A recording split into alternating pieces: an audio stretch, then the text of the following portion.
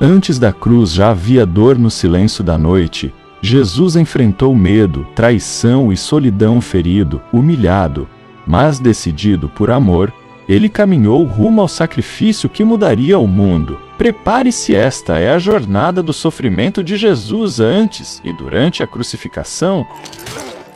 Não esqueça de deixar o like e se inscrever no canal Enfoque Bíblico para apoiar o nosso trabalho. Jesus caminhava com passos firmes, mas seu olhar parecia atravessar o tempo, observando coisas que nenhum outro ali poderia ver.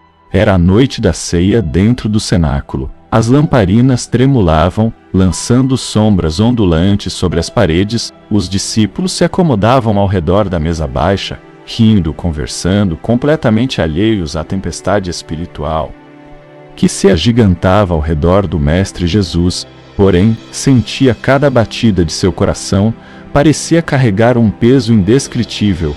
Ele olhou para cada um deles, Pedro, ansioso como sempre, João, o mais jovem, que buscava ficar perto dele, Tiago, silencioso e observador, e ali, entre todos, Judas, o homem.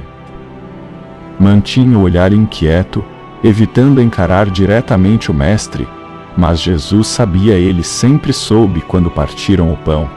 Jesus o ergueu e disse palavras que por muitos séculos ecoariam nos corações daqueles que creem nisto: é o meu corpo, entregue por vós. O silêncio caiu como uma espada. Nem todos compreendiam, mas algo dentro deles se revirou. A atmosfera mudou. A noite estava começando logo depois. Jesus levantou-se da mesa, tomou uma bacia com água e começou a lavar os pés dos discípulos.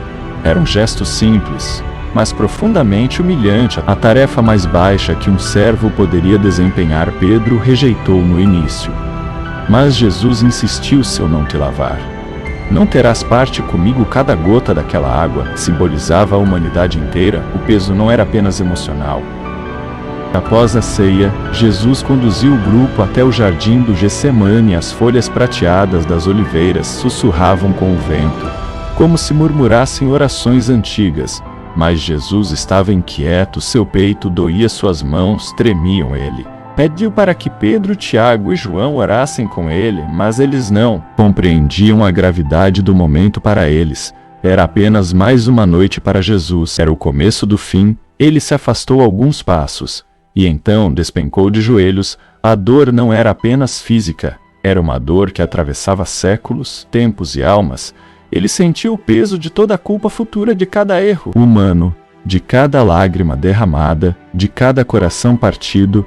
Era como se o pecado de uma humanidade inteira esmagasse seus ombros. O Evangelho descreve que ele suou sangue e ali no escuro, com a respiração acelerada e o corpo estremecendo, Jesus orou: Pai, se possível, passa de mim este cálice, mas seja de mim este cálice, mas feita a tua vontade, e não a minha. Nenhuma resposta veio dos céus, apenas o silêncio.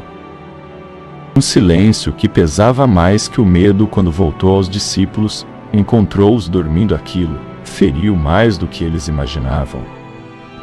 Jesus não precisava apenas de testemunhas, ele precisava de amigos, de apoio, de alguém que percebesse o que estava prestes a acontecer. Mas nem isso teve. Voltando ao local onde orava, a angústia aumentou sua mente, ardia seu coração, parecia ser esmagado. Ele via em visão o que estava prestes a enfrentar: açoites, humilhações, o peso da culpa alheia, o abandono à cruz. E novamente, ajoelhado no chão frio, ele clamou em lágrimas: não por si apenas, mas por mim, por você, por todos. A chegada dos soldados. A madrugada avançava quando passos ecoaram entre as árvores. Tochas iluminavam o caminho. Soldados armados surgiam como predadores atrás de uma presa. À frente deles vinha Judas. Seu rosto estava tenso, mas decidido. Aproximou-se com falsa cordialidade e tocou o rosto de Jesus com um beijo. Era o sinal, o traidor, o início da queda. Os soldados seguraram Jesus com brutalidade. Pedro sacou a espada e atacou, cortando a orelha de um dos guardas.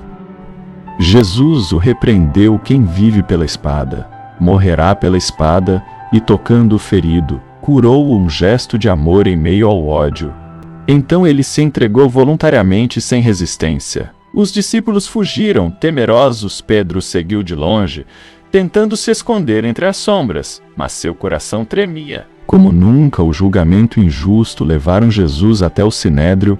O pátio estava iluminado por tochas. Homens o empurravam, batiam, cuspiram em seu rosto. Ele ficou em silêncio como um cordeiro. As acusações eram confusas, contraditórias. Procuravam desesperadamente um motivo para condená-lo. Procuravam testemunhas falsas. Nada bastava. O sumo sacerdote então perguntou: com fúria és tu, o Filho de Deus? As palavras de Jesus ecoaram com serenidade: tu o dizes. O sinédrio explodiu em indignação. Rasgaram suas vestes. Blasfêmia! Gritavam.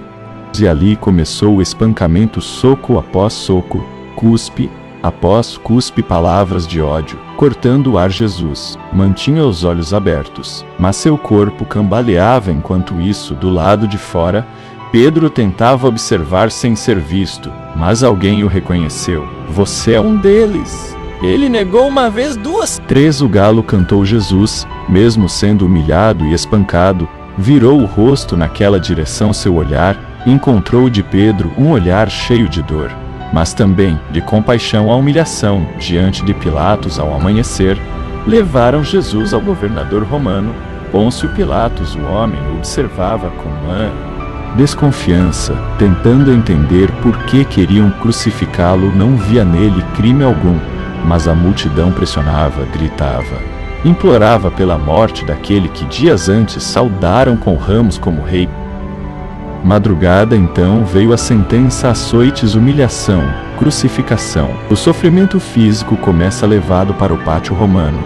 Jesus foi amarrado a uma coluna de pedra. Os soldados romanos preparavam o flagrum, um chicote com tiras de couro reforçadas com ossos e metais que dilaceravam a pele. A cada golpe, o primeiro estalo do chicote cortou o silêncio. Depois outro e outro. Sua pele se abria, seu sangue escorria, seu corpo tremia a cada golpe. A multidão observava em silêncio, mórbido, mesmo ferido. Jesus não gritava, apenas respirava com dificuldade, lutando para permanecer consciente. Quando os soldados se cansaram, ele mal conseguia ficar de pé, mas ainda não havia acabado. Colocaram sobre sua cabeça uma coroa feita de espinhos longos e afiados, empurrando-a com força até perfurar o couro cabeludo. O sangue escorreu pelo rosto. Vestiram-lhe um manto vermelho, como se fosse um rei, e entregaram-lhe um pedaço de madeira como cetro, e ajoelharam-se diante dele, zombando: salve, rei dos judeus. Levaram-no para fora da cidade. Era costume que o condenado carregasse sua própria cruz. Jesus tentou levantá-la, mas seu corpo fraquejado o fez cair. A madeira pesada pressionava seus ferimentos abertos. Ele tentava a cada passo como se fosse o último. Em determinado momento, ele caiu de joelhos, sem forças. Os soldados, temendo que morresse antes da crucificação, forçaram Simão de Cirene a carregar a cruz. Mesmo assim, Jesus continuou caminhando, cansado, exausto, sangrando, mas caminhando a compaixão no caos no caminho. Mulheres choravam ao vê-lo naquele estado. Ele as encarou com olhos marejados e disse: não chorem por mim. Mesmo no sofrimento extremo, pensava nos outros. A visão do fim se aproxima. Chegando ao Gólgota, Jesus sabia que seu destino estava traçado, mas todo o sofrimento, até ali físico, emocional e espiritual, fazia parte do peso que ele aceitou carregar. Cada passo até a cruz foi marcado. Passei a cruz não apenas por dor, mas por propósito, por amor. O peso antes da morte, antes dos cravos, antes da lança, antes da escuridão que cobriria a terra. O maior sofrimento de Jesus não estava na cruz, estava na entrega, na solidão, na humilhação, na angústia de aceitar um sacrifício que ninguém mais poderia suportar. Ele enfrentou o abandono dos amigos, a traição, as falsas acusações, a violência humana e, acima de tudo, o peso espiritual que esmagaria qualquer outro. A noite no Getsemane foi o início de sua dor. Os açoites, a humilhação, a rejeição, tudo isso marcou seu corpo e seu espírito antes mesmo de ser pregado na cruz, e ele suportou tudo por amor, por redenção, por mim, por você, por todos.